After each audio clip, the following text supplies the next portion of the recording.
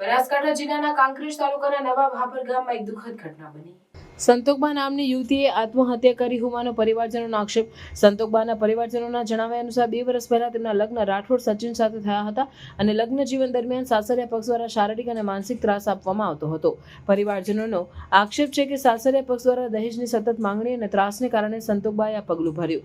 મૃતક સંતોકબાના મૃતદેહને પોસ્ટમોર્ટમ માટે શિહોરી ખાતે લાવવામાં આવ્યો છે। હાલમાં આ ઘટના આત્મહત્યા છે કે હત્યા તે અંગે તપાસ ચાલી રહી છે અને રહસ્ય બનશે।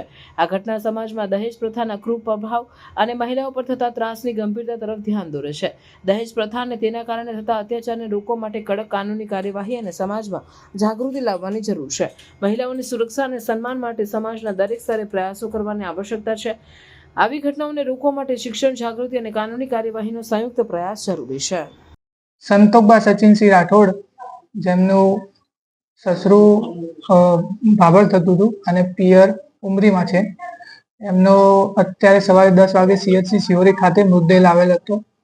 આ બનાવ બધો ભાભર બનેલ છે અને તપાસ કરીને મેં એમને મૃત જાહેર કરેલા CHC શિહોરી ખાતે 10 વાગે અને પોલીસને શિહોરી પોલીસ સ્ટેશનમાં જાણ કરેલી છે અને આગળની તપાસ હજુ બાકી છે।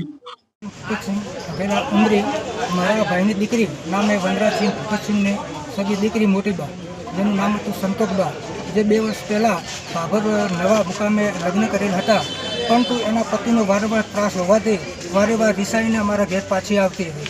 અમે એને સમજાવી સમાધાન કરી અને ભાભર મુકામે મૂકવા જતા, પરંતુ આ રીતે સતત આવની આ પ્રક્રિયાને ચાલુ રહેતા હોવાથી છેવટે એક નાનો એનો બાબો છે, જેને 3 મહિના થયા છે અંદાજે।